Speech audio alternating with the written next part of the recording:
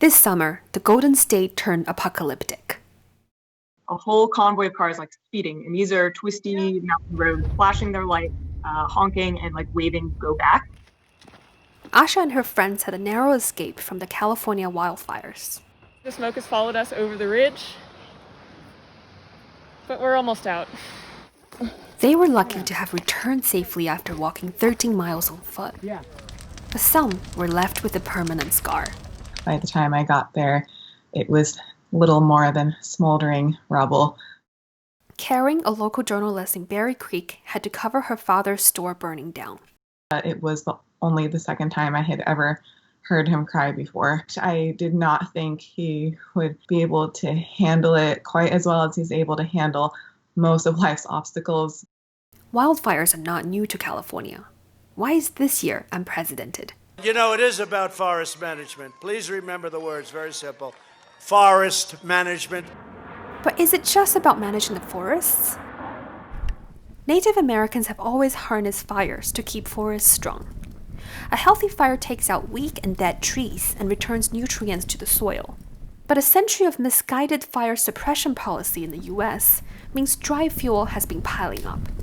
What we end up with are 90 years of buildup on top of climate change that is now catalyzing this process. They are creating a tinderbox.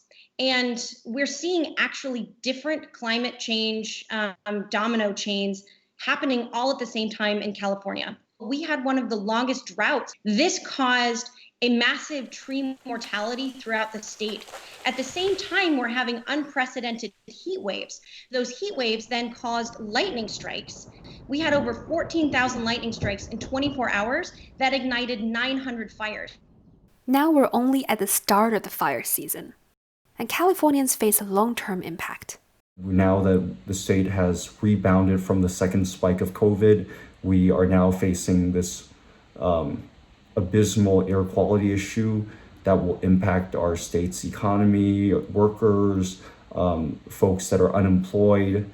On top of the pandemic, everybody's emotional health is so low, and finally the thought crossed my mind and my husband's mind, is this really sustainable long term? Like many Californians, Karen and her family are fearful for the future. 2 years ago, I thought, this is the one time I'll ever have to cover anything this tragic. And here I am now, and I'm feeling it a lot more personally because my family has been directly affected by this fire. But not everyone can afford to leave. Not everyone can uproot. They may have lost their homes, but this is still the place where they're earning an income to be able to support themselves and potentially those they love.